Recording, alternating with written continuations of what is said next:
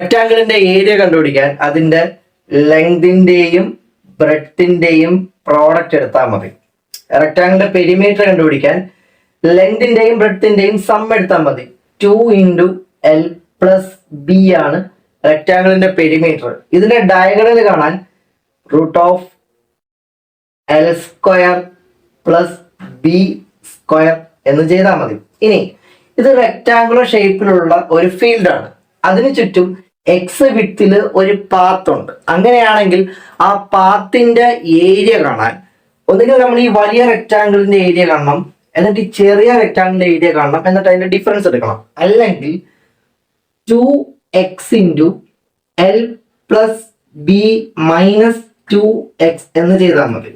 ഈ പാത്തിന്റെ പെരിമീറ്റർ കാണാൻ 4 × L + B - 2x എന്ന് ചെയ്താൽ മതി.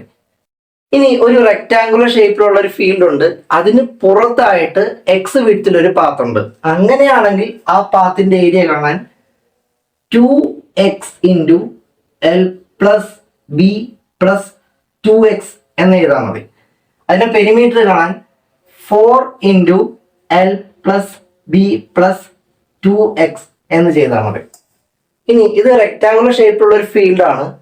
അതിന് ക്രോസ് ആയിട്ട് എക്സ് വിഡ്ത്തിൽ ഒരു പാത്ത് ഉണ്ട്.